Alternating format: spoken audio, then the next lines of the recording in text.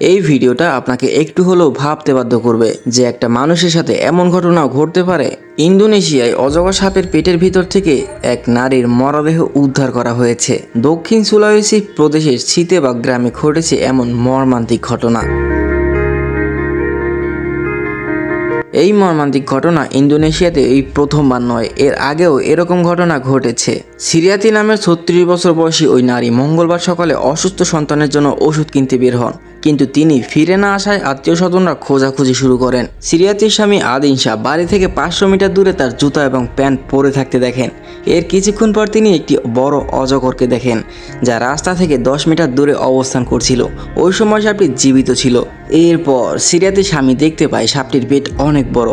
তখন তার সন্দেহ বাড়ে। তিনি তখন সাপটির পেট কাটার জন্য গ্রামবাসীর সহায়তা চান। পেট কেটে সিরিয়াতির মরদেহ পাওয়া যায়।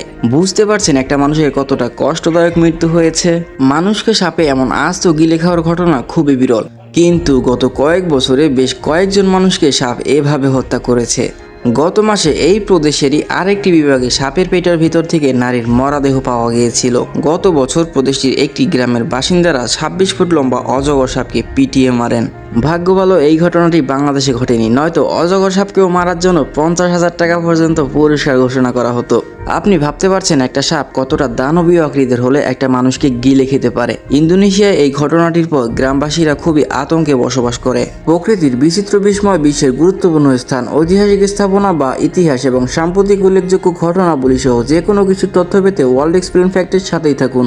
আর আপনি যদি চ্যানেলটা এখনো সাবস্ক্রাইব না করেন তাহলে এখনই সাবস্ক্রাইব করে দিন, কারণ আপনার একটা সাবস্ক্রাইব আমাকে ভিডিও বানাতে অনেক অনুপ্রেরণা যোগায়। তো গাইস, দ্যাটস ফর টুডে। ততক্ষণে ভালো থাকবেন, সুস্থ থাকবেন, দেখা হবে অন্য কোনো ভিডিওতে। আর হ্যাঁ, সাবধানে থাকবেন, নয়তো আপনাকেও গিলে খেতে পারে। না, আপনি তো ভালো মানুষ, আপনাকে কেন খাবে? টাটা।